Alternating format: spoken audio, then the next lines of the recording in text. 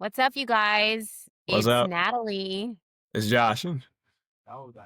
We are really looking forward to bringing you this podcast. Oh my gosh, we've been talking about this for so long. Yeah, it's gonna be great. So, welcome to the 11 podcast with Josh Mitchell and Natalie Mitchell. Yep, welcome.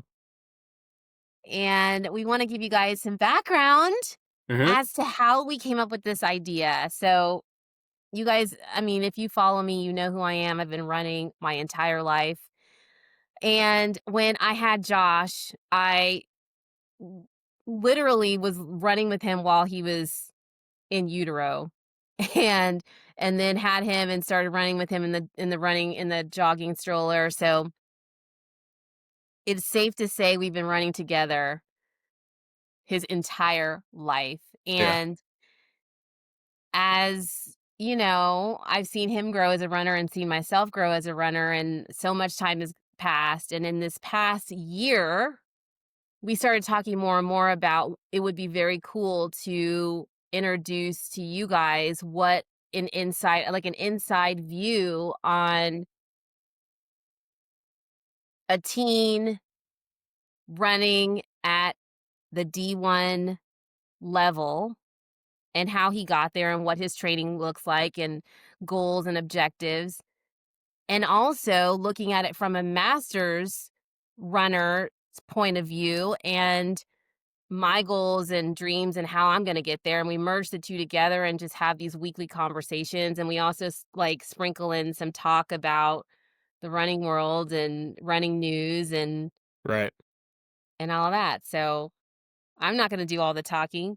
Oh yeah, absolutely. I mean, everything you said, and also too, like the name, like 11, like the whole idea is like trying to explain it. The whole idea is usually, you would do things in sets of 10. And so, like, the idea of 11 is like doing one more, doing that extra thing to differentiate yourself, to be better than the competition. Um, and really just to be better than you were yesterday. That's really the goal. Yeah, when we finally came up with the name, which I give complete credit to Josh for the name, it was just like, "Yep." We didn't even have to think about it, that was like, "That's the name." Yeah. So, yeah, so welcome to the 11 podcast. We're gonna just get right going with this. hmm I wanna give this over to Josh. And Josh, just tell everyone a little bit about your background in running, how you got into the sport, your progression, all the things. But yeah, I mean, I've been running for like almost 10 years now, probably like 8 or 9 years. So it's been a long journey. It's been like really fun. I got into running when I was about, I would say 9 or 10.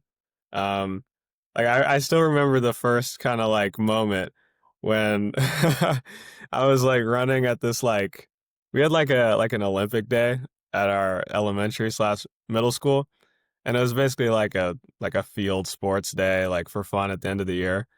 And I was assigned to be like in the relay race, and I had this like amazing like I mean not to toot my own horn, but I had this like amazing like leg of the relay. And I remember afterwards, my mom was like, you're pretty good at this running thing. Like maybe you should actually give it a try. You clearly have some speed. Maybe you should come run with me." And so after that, I was like a little like unsure of what that looked like exactly. I've never done it before, but I just remember just running around the block um, with you, just maybe 2 or 3 miles. And I would do that in the summers. And honestly, at first, I didn't really like it too much. I was kind of like, like, I don't know, maybe I would run like 2 or 3 days a week max. Like, I didn't like fall in love with it like immediately. But honestly, just like, I mean, we would just like talk about anything on our runs. Like, it was just fun, like doing it with someone else. Like, that's the image I've always had of running, like doing it with you. Most people like think about, I hated it because, this is like conditioning for like basketball or whatever it was. But me, it was just memories of my mom. So like that's honestly why I love running. So that's how I got started. Yeah. There's so many, like, emotions and feelings that I have hearing you say that. Because I mean, I feel the same way in the sense that, like, I've been running for obviously a very long time, and there's been so many layers to my running, and then when I started running with you, and at first it was like you were running with me and kinda, like, coming with me, and then that evolved into us running together Yeah. and forming this bond beyond just, like, mother-son. It's like was like athlete to athlete, Mhm. and I was there's just kinda, like, nothing like it. Like, you've really, helped me to elevate myself to wanna do things that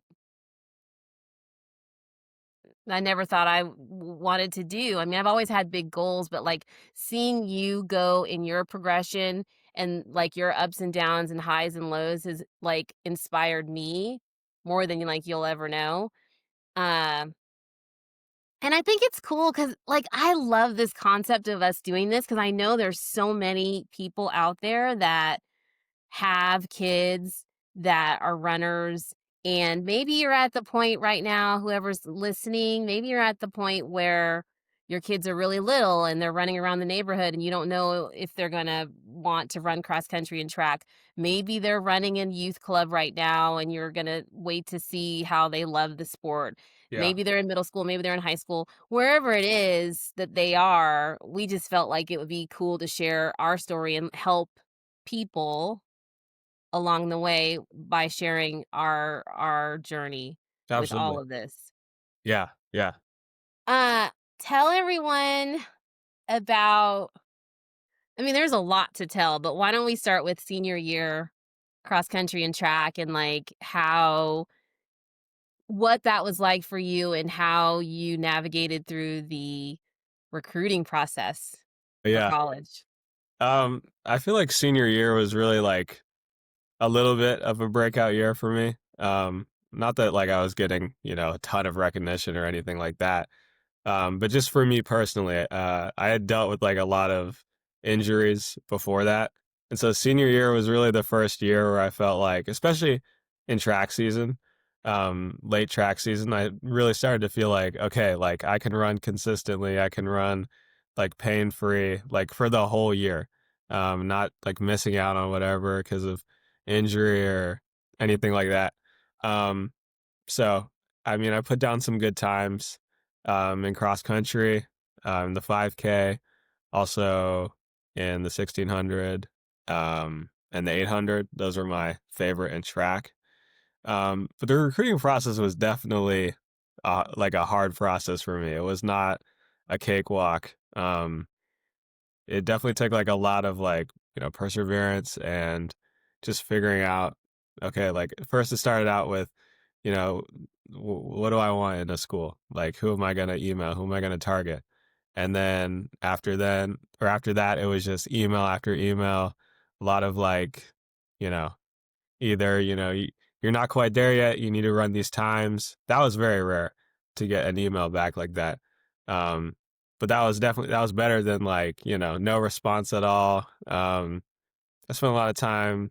I mean, I even like made videos for coaches. I remember you helping me record some of those, like out on the trail, like, you know, what I can bring to the table and things like that.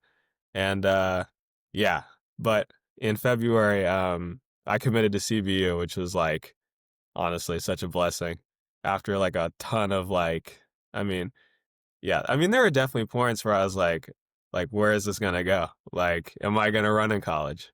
Things like that. Cause honestly, like I was one of those runners who was like just on the precipice of being ready.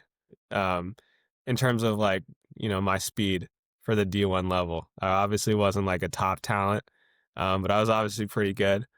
So I was like right there on the threshold. I just needed a coach to give me an opportunity. So that was mostly where the frustration and then finally the breakthrough came. And I think it's so like I really think it's important to back up a little bit and talk about this because I feel like especially now with social media, everything is transparent. Yeah. And of course, what's highlighted are these phenom high school runners who are running these unreal times and doing all this amazing stuff, which I love it. I mean, you and I Yeah. both, we're always talking on the phone, you guys, Yeah. or texting, and Josh and I will be like, "Did you see that Yeah. performance? Or did you see that race?" But it's really neat to be able to show, here's a high school kid who's good, but who's not, like, there at the top yet at Mhm. all, and how challenging that could possibly and was, navigating through the process of running in college. Because at some point, you're like, "Okay, I do wanna run D1, but is that possible?" Like, I have good times, but they're not Yeah. national caliber type times. So tell people what your PRs are in the events that you were talking about. Yeah, so for the 5K last year, my PR is 15:46 at Clovis or Woodward Park, at the Clovis Invite. Probably a lot of high schoolers, especially from California, are familiar with that meet or running that meet.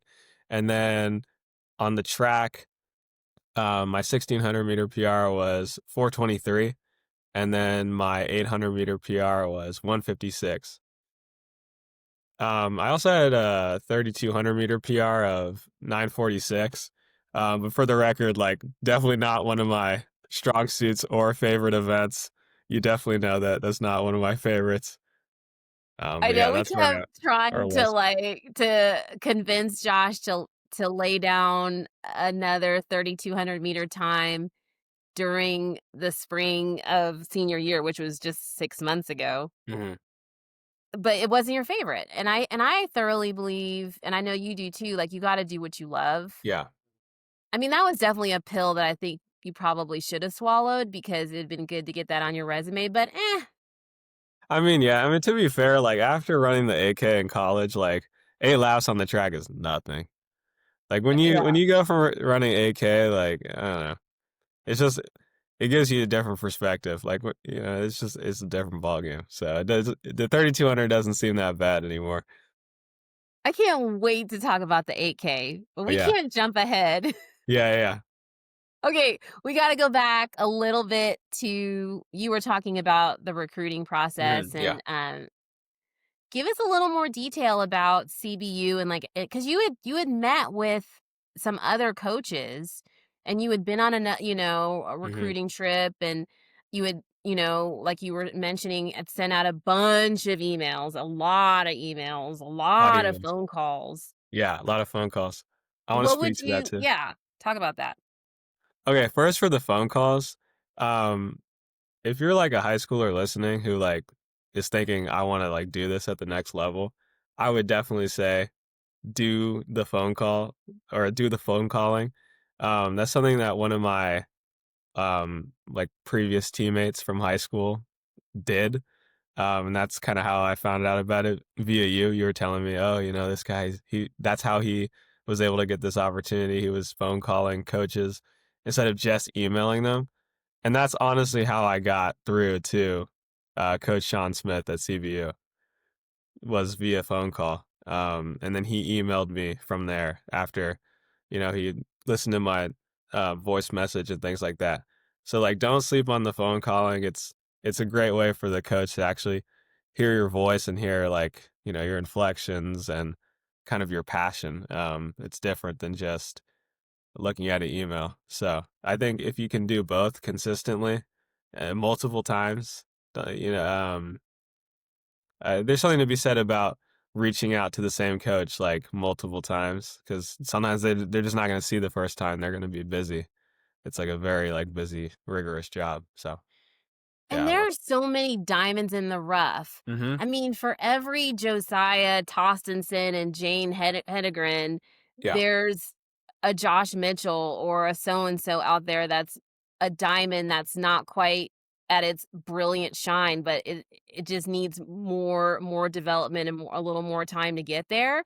And so, you know, coaches have, like you were saying, they have such a huge job trying to put together their recruiting class and finding the best talent, and there's been so many changes to the NCAA and, like, roster limits and all these things, so I agree, like, for anybody that's listening that's, a junior or senior or even, younger than that as you're going through your career and you decide you wanna run in college, you really have to, like, put yourself out there, like, no one Mhm. unless you're, like, the number 1 through 5 in the country, Yeah, no one's gonna be, like, coming to look for you. right. You gotta be out there stomping your own, campaign trail. Absolutely. Yeah, I think there is something to be said about that. Like, I mean, the top 5% of high school athletes are gonna have coaches coming, like, to them, to say, "Hey, like, run for my squad." Everybody else has to, like, be proactive. It really has to be the other way around. I Like, mean, it's almost also like too you're recruiting them in a sense. yeah, like, and I even wanna jump in, Josh, like, because I was under the impression that top 5% run at the collegiate level, but, like, it's, like, 1% that, like, coaches are actually actively looking and trying to, like to say, "Hey, run for Oh, me," yeah, I and mean, it's the probably just the top majority yeah, 1%. yeah. Alright, so I had a front row seat to all of this Mhm. and just watching you at the computer day after day, evening after evening, just sending out all these different emails. You guys, I mean, this is like a part-time job if It's you a want job. to run. And I was just really proud of you in the way that you never gave up because a lot of times you don't hear anything at all from Yeah. coaches. It doesn't mean that they don't necessarily want you. They could miss the email. They're overwhelmed. They're Mhm. trying to finish out their cross country championship season. Yeah. There could be a lot of different reasons why they don't get back to you. Uh, all right, so you reached out to Coach Sean Smith. Yeah.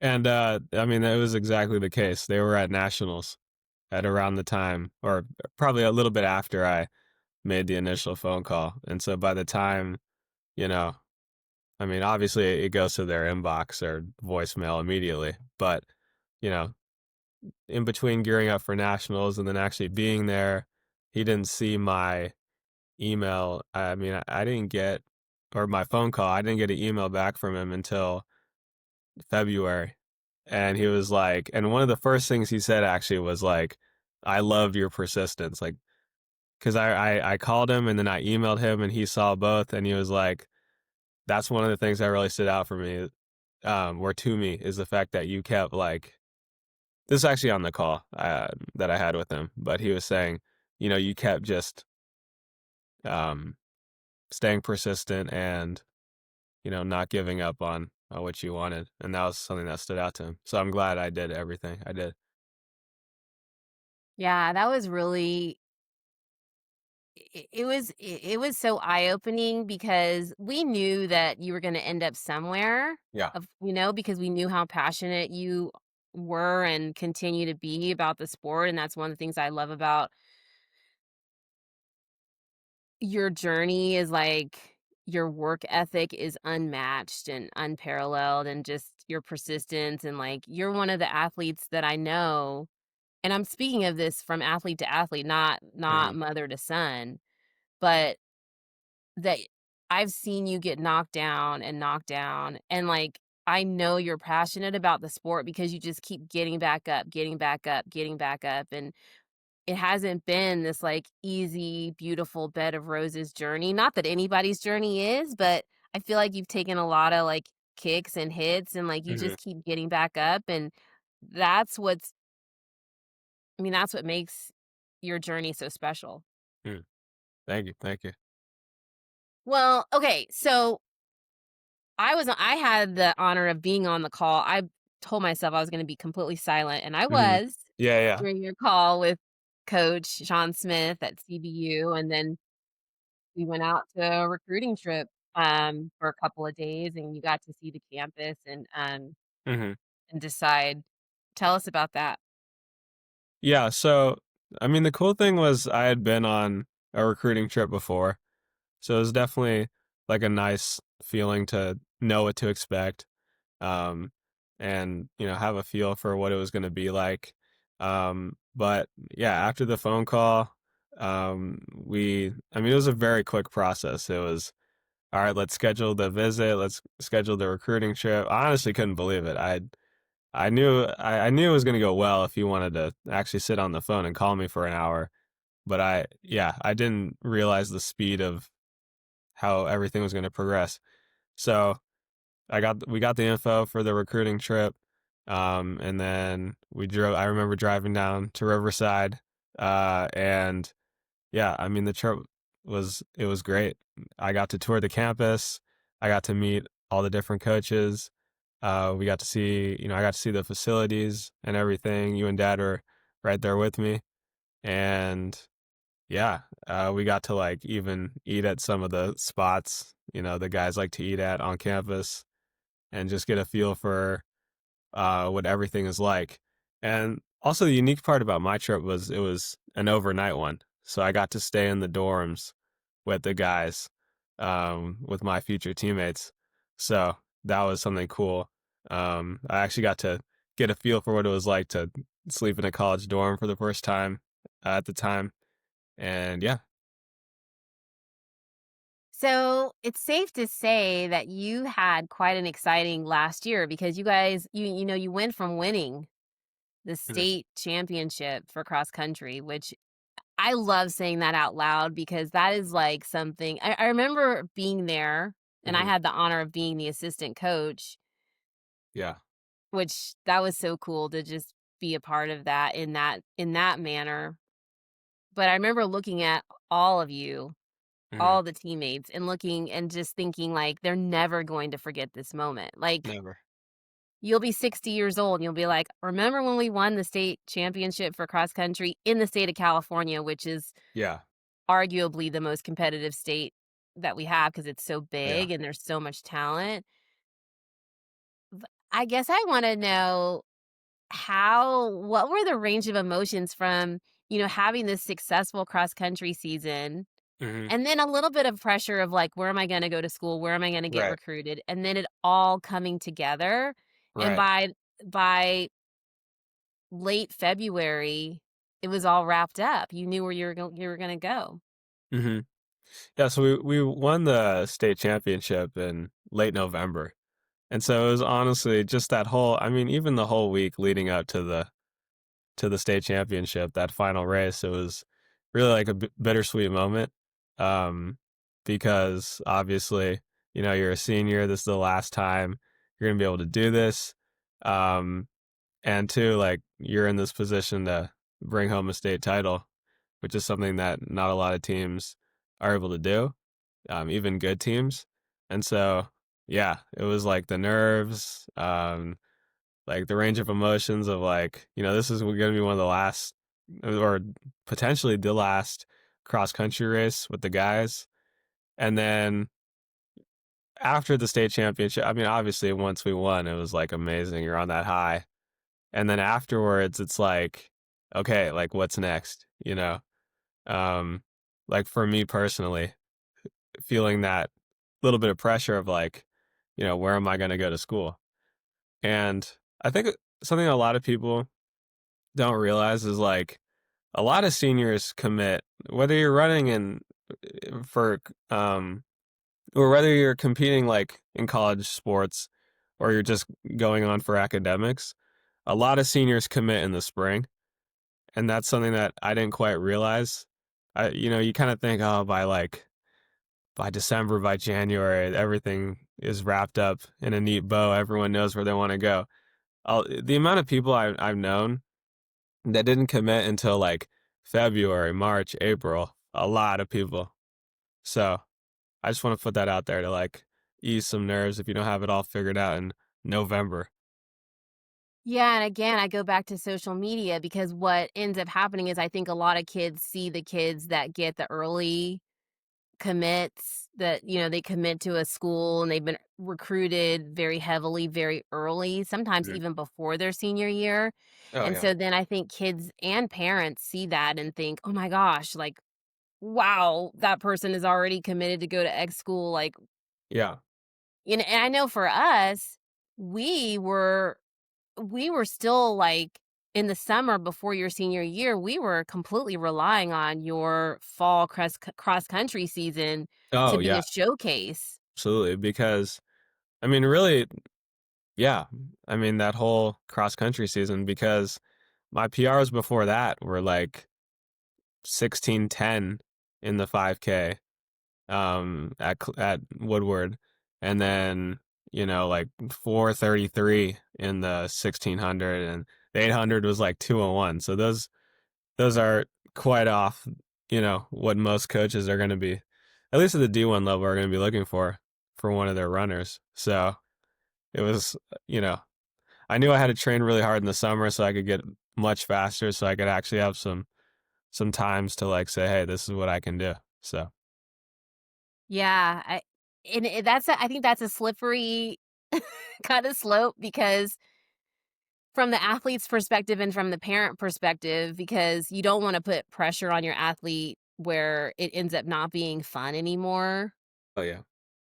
But also, I want people to know that, like, Gerald and I were I mean, we let you led the way, and I was like, if this is something that Josh wants to do, he's gonna put in the effort and all the things that he wants to make it happen. Like, I never wanted you to feel like at all pressure from us, and I Right. feel like we I I hope you never feel I like never we did a did. good job.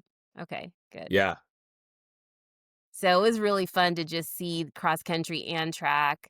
But It okay, was. so now we fast forward like you had well, I want to talk a little tiny bit about your summer of training, which I thought was fantastic. Mhm. Tell us about your summer of training before your freshman year in college. But yeah, this was honestly one of the more memorable summers of training. It was kind of epic, honestly.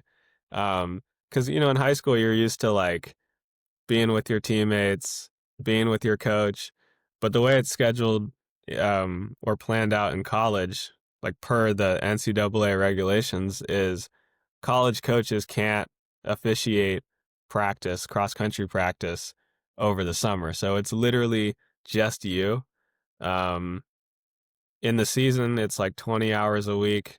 It's kind of like the guidelines, but for over the summer, it's just you. So it was a lot of running and training and doing all my mileage on my own. Uh, just me. For the first good bit of the summer. And then in July or late June till like almost mid July for a solid 2 weeks, I went up to Flagstaff and trained with the coach and some of my guys that I've known. Most of the guys up there actually I didn't know before, but I had a friend that I'd known before, so I got to train with a group of guys up in Flagstaff for 2 weeks, and we did some killer workouts like double thresholds and all the things, and we ran in the 4th of July mile. So yeah, which I didn't have a great mile. But anyway, I ran like 5:30 in that mile. But anyway, so um, after that, I came back, and it was really like at that point, it was like a month left until I had to move in. I was moving in, or I moved in August 14th, and so it was just more training, more weights, more mileage. I got up to 70 miles a week, just doing that on my own, doing doing the grind every day. And then after that, it was, moving to college, moving to the dorm, meet the guys. A lot of them I hadn't met before, like the new freshmen. And then after that, we went up to Mammoth for more altitude. That was one of the first things we did, and more training. And yeah, and then we came back, and all of that was before school started in September. So it was just a lot of, I mean, you move in really early. It was so yeah, for it was really I'm trying to think of the word. It was an honor to be there during your summer and, like, watch you grind in the summer of 2025. Hmm. I mean, you've always been a grinder, and I've always loved that about you, and I think that's an important part of the sport, and obviously the best runners in the sport know how to grind and also and that means knowing when to be smart, knowing when to back off, knowing Yeah. when to listen to your body and run easy and not let your ego get in the way, uh and getting enough sleep and nutrition, and it's just all these little things like getting massage and body work, Mhm. and I think one of the things that I really admire about you that I feel like I can constantly learn from is you're so dialed in on your sleep. Mm. So, for you guys listening, like, people are I think sometimes we talk about, like, how can we improve? And one thing that's so easy that you can do is just go to bed, and Oh, yeah. one of the things about Josh is, like, he's so dedicated to his sleep. I mean, he gets so excited when he's like, "Mom, I got 10 hours of sleep last night." Yeah. I mean, I kinda gamify it. I kinda, like, kinda wanna brag a little bit to you, mom, about, "Look at how many hours I got."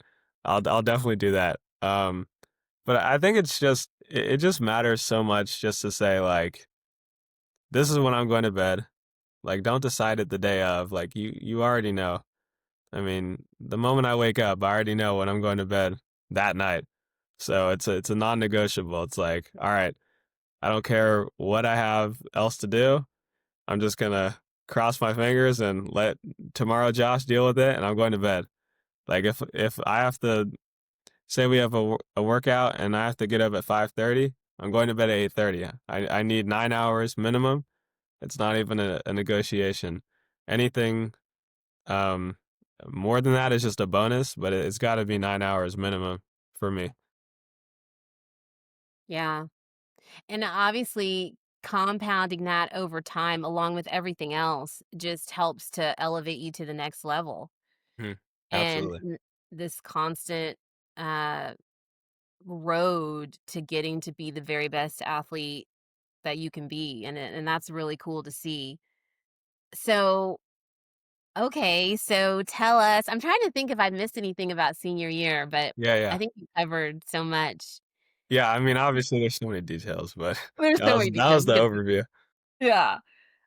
Okay, tell us how it's been, being a D1 athlete and living the dream and, like, running with these incredible teammates and the Oh, yeah. coaches and everything. I mean, it's honestly like more than I could have ever expected, and that's just me.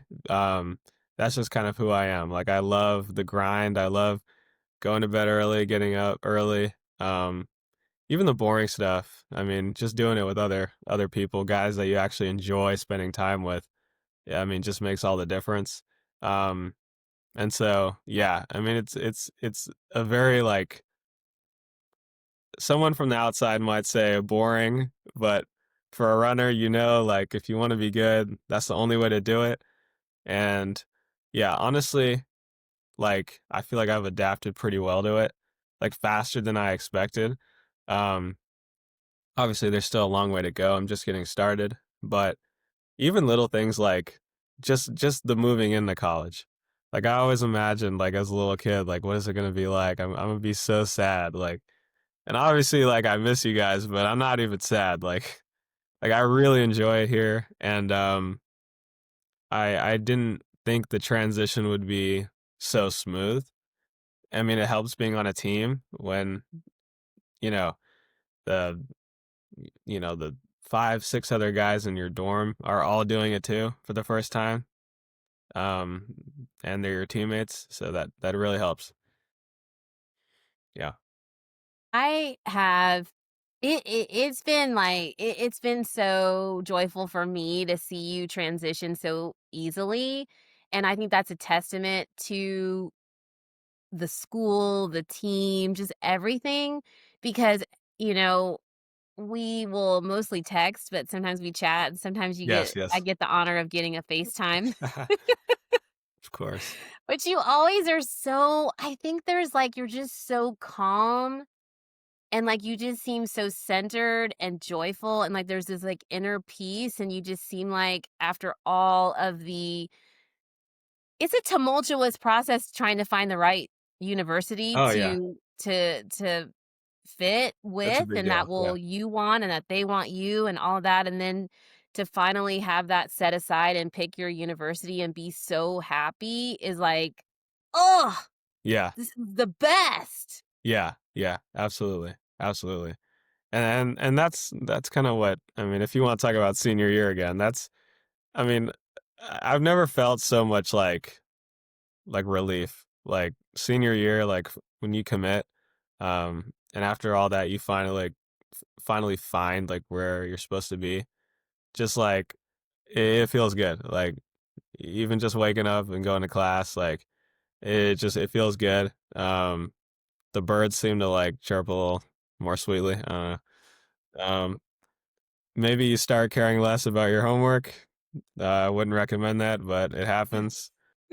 That's senior year. But yeah, it's a part of life. What would you say would be your number one piece of advice to a high school senior that wants to run in college? A high school senior who wants to run in college. I would say really set aside what I did is I made a Google sheet because I'm always on the computer or whatever. But if you want to take a notepad, I would write down exactly what you value in a school. Don't worry about like, oh, am I going to get in or oh, are my times? Like, don't worry about that. Just write down what you value, what you want out of your experience. If you want to run D1, if you want to run with the best because you want to be the best, then write that down. If you want to run at a school that, is a little bit smaller, because you like that environment, then do that. Like whatever you value, whatever you want out of your experience, because you're the one paying for it at the end of the day. Even if they are giving you a scholarship, you're paying with your time. So Mm, um, write down what you want, what you value, and then research the schools that offer that. And we have AI now, so there's really no excuse. You can figure out what criteria matches where, and then after that, I would say on another piece of paper, write, okay, what do I need to do to get to that school? What do I need to do to make that happen for me? So if it's the time, if it's running faster times, if it's literally just working on my communication skills, because there's a lot of fast kids out there who don't get to do the thing they want to do just because they don't know how to like sell themselves. Um, and they're not quite at the level where, they're just on a billboard and everybody's going to come to them. So figure out what you need to work on, and then every day, like, just remind yourself of the goal and just don't quit until you get it. that is such solid advice. And also, I want to interject and just say that, there's some really amazing schools at the D2 level. Absolutely. A lot of And people I know, overlook this. yeah, and, like, I feel like, athletes out there that are listening that are feeling like, "Oh my gosh, I don't know if I'm gonna be able to run D1 for whatever reason. Maybe my times aren't quite there. Maybe I'm not making the connection." And I just say there's a lot of solid really good D2 and D3 teams, where you can grow as an athlete. And I mean, like, remember the conversations we used to have where I was like, come in and say, oh my gosh, look at this pro runner that ran D3 Right, right. and didn't even, run at such a high level in high school. And like now they're running professionally. Yeah, So everyone's journey is different, and just because you're not like the top of the top, the very best in the nation in high school, doesn't mean that you can't have a very, very uh, high level career. absolutely. I mean, it literally just comes down to, I mean, for yourself, it comes down to like determination. It comes down to having the right coach. And it comes down to having the right teammates. Because part of the reason why I'm as good as I am is because of my high school teammates. Like the fact that, you get to run with people that are better than you. Like if you get to do that, like you're automatically gonna be better if you can run with guys that are better than you and who can like push you and bring you along. That's the name of the game. Man, that's good stuff. Yeah, I agree with that. Uh, Tell us what it's like making the jump from racing a 3 mile and a 5K to the 8K. Yeah, I mean, it's definitely a jump. Um, like I said before, I've really made the transition well. It honestly, in my opinion, it hasn't been as intimidating as I thought it would be. Um, 3 mile 5K to the AK. But keep in mind, I really like up my mileage. Like it's like a 10% increase over last year. So if you're thinking about like a practical way to get better, if you can make that jump in mileage. So last year I was running 60 miles a week. Now I'm running 70, 6, 7. So, Love it. so 6, 7. If you can make that jump 6, safely, of 7. course, 6, 7. If you can make that jump safely, of course, and listen to your body, it's gonna do magical things going into the AK. Because I mean, the more you run, the better you're gonna get at running. It's quite that simple. Yeah. But yeah, yeah. In terms of like how the race actually feels, like the first college race I ever ran was a 7K, not an 8K. And I just remember it was not the best race. It was hot out. I was not feeling it. My fueling was a little off, but yeah, my stomach was hurting. But I was like, oh my gosh, because like the whole time you're thinking in your mind, okay, like 5K, 3.1 miles or 3 mile or whatever it is. But then in the 7K, you're like, oh dang, this just keeps going. Like we're still not done. We still have another 2 laps around the field or whatever it is. Um, but yeah, yeah, it just takes a little getting used to. But it's like it becomes second nature. I think it takes some getting used to for the spectator as well. You know, I'm so used to you racing a 3 mile or a 5K. Yeah, And you know what the time should be, at the 1 mile mark, you know where your athletes should be, halfway through. You just like, you get to know it so intimately. absolutely. And I follow college running very closely, but it's different when you're up close and personal and you have an athlete that's actually doing it and you're out there on the course and, an 8K. I mean, I have no idea. Like the first time you ran it, like I had no idea. I was like, I don't even know what's a good time. I don't even Right, know what's a good right. time. I mean, Yeah, we quickly realized that you know, certain times are really where you want to be and this is the top of the top and but it's so different than a 5K. So that was interesting. right. Absolutely. How do you feel about the in terms of pacing it? In terms of pacing it, it's definitely a weird feeling because I'm stronger than I was last year. So like last year, maybe I would have said, oh, there's no way I can go out in that pace. But this year, I'm like, it's fine. Um, but in terms of pacing it, like it's still a long race, whether you've been doing it for a while or you're just getting into it. Like it's still a substantial distance, 8,000 meters. So you really have to break it up into like the first 4K. I want to be fast but relaxed. I don't want to be straining. Obviously it's not going to feel amazing the whole time, but I want to be under control and save something in the bank for the last 4K, for the last half of the race. Um, like, when we ran UC Riverside, it's a 2 lap deal. So you're thinking to yourself, okay, I want to save energy for the second lap. You really have to race it smart. It's not like a 5K where you can just be like guns blazing the whole time. It's a little more methodical. You have to hold yourself back a little bit more just because it's a 3K extra distance. Yeah. That's such a good way to look at it, and I feel like you grew a lot as just from, the first time you raced it opposed to the second time you raced it, and luckily it was on the same course. Yeah, yeah, it was. So, yeah, um, good stuff. Well, I mean, there's so much, to learn from it, and, like, there's so much, you can just you're gonna grow so much as an athlete. Absolutely. Thanks. So, what's next for you in the sense of I mean, tell us a little bit because, okay, I mean, you guys, just so you know, CBU is California Baptist University. They're Yes. ranked number 13 in the nation, 15, in the 15. NCAA D1. I think that's I just love, like, talking about that, bragging about it because it's so cool that you get to be a part of that. And they have a substantially deep team.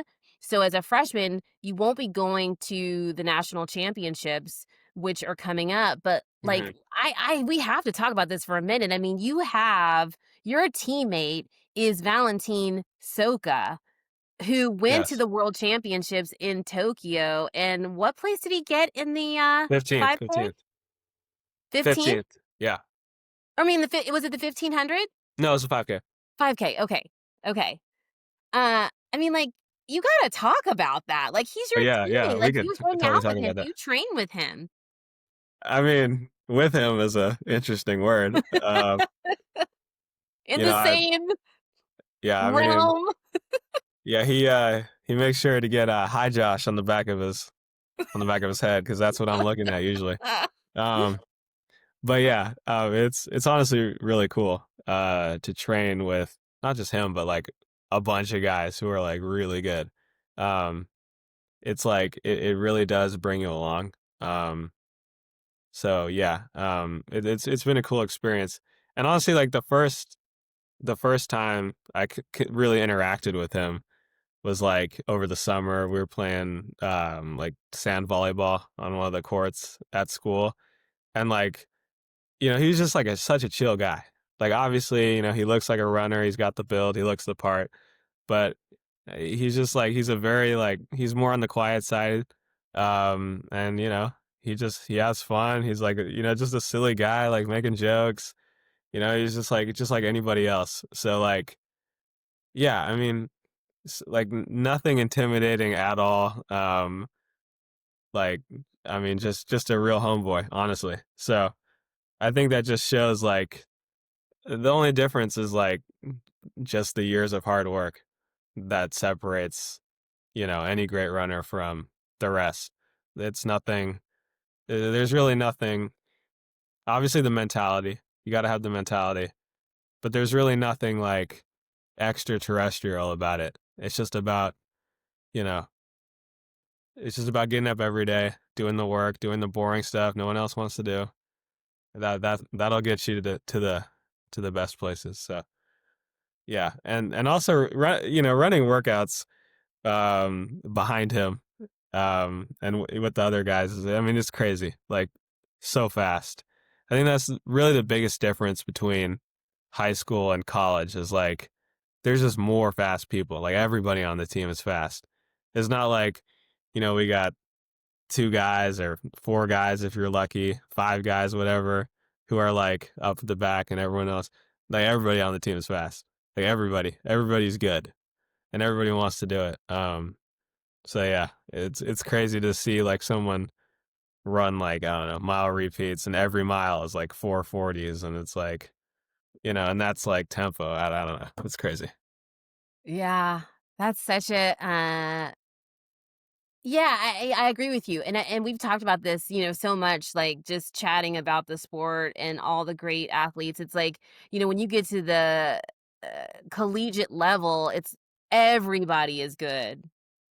Everybody's good because they've picked the best of the best from all from, high school or transfers or whatever the case may be, so you get put into this environment where everybody and Everybody. iron sharpens iron, and just to be around that and to have all those people to train with and to, and that was one thing I wanted to bring up when we were looking at different universities. I was saying, I didn't want you to go to a school and I knew you agreed with me, but I was we were talking about our different points of view, and I was saying I didn't want you to go to a school where you were one of the best. Hmm. I'm like, that's not gonna do you any good. Like, you wanna be Yeah, you wanna be good, but, but obviously to get in, but, like, you want to have all these guys that are, like, better than you so you can, yeah, like, reach for the stars and, like absolutely. I yeah.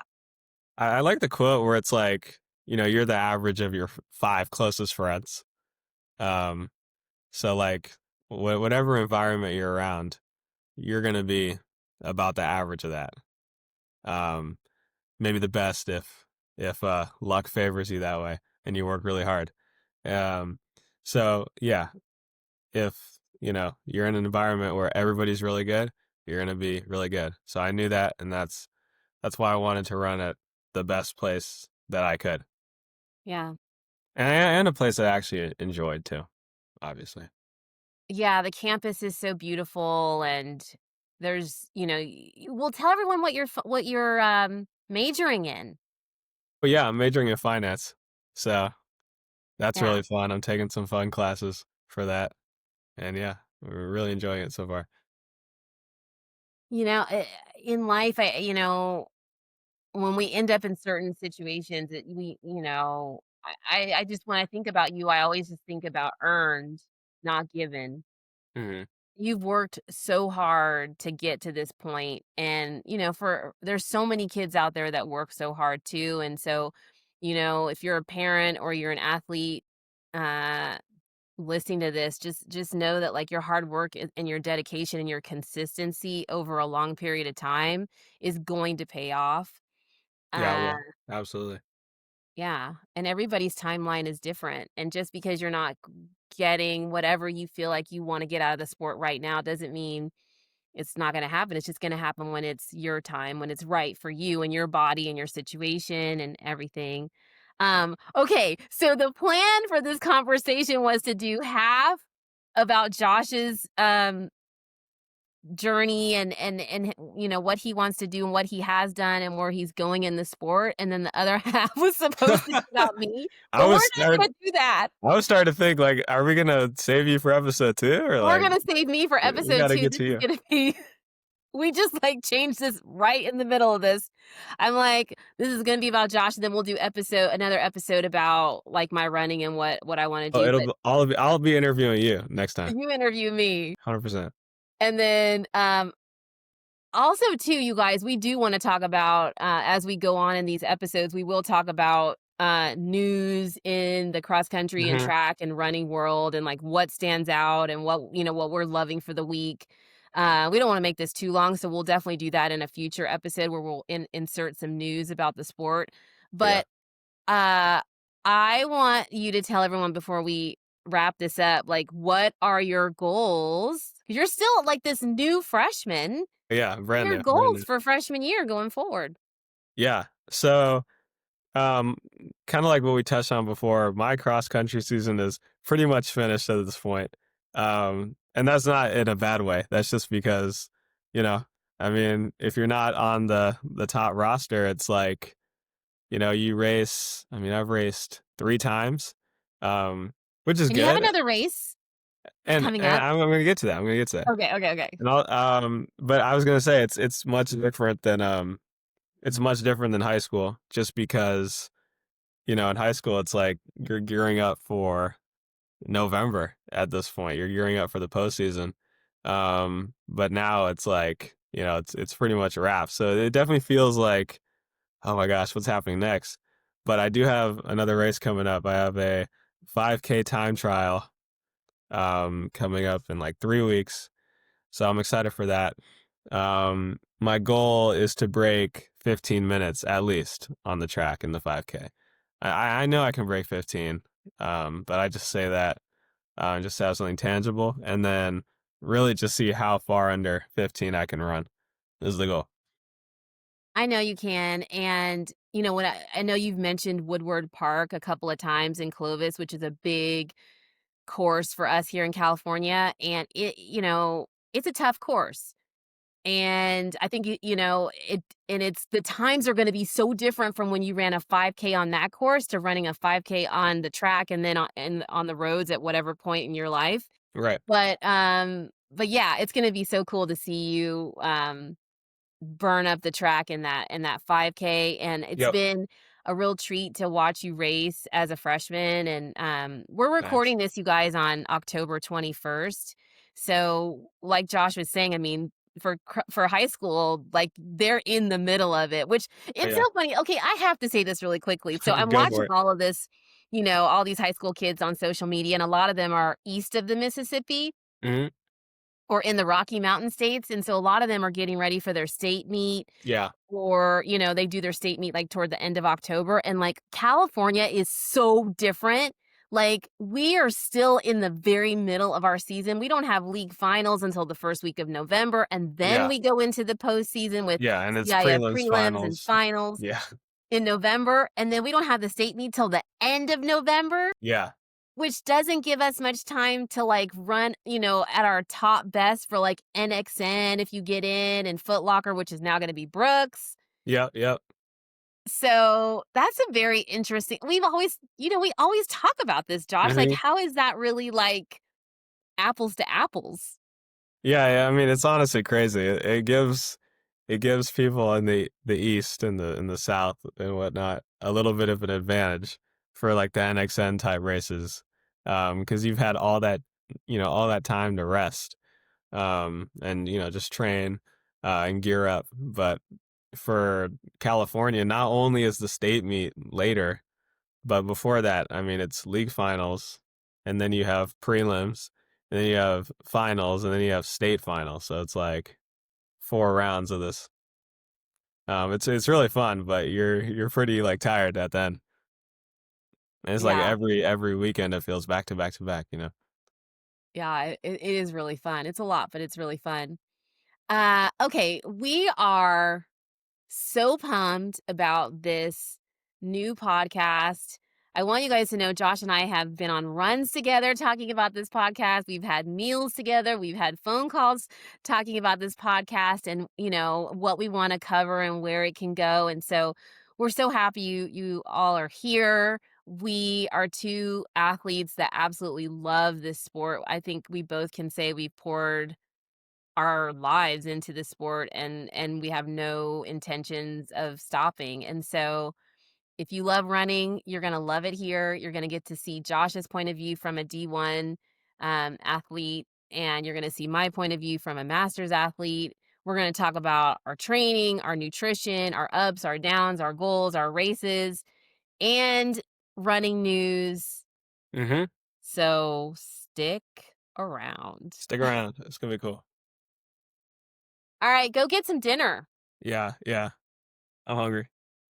All right, you guys. Peace. We'll see you next time.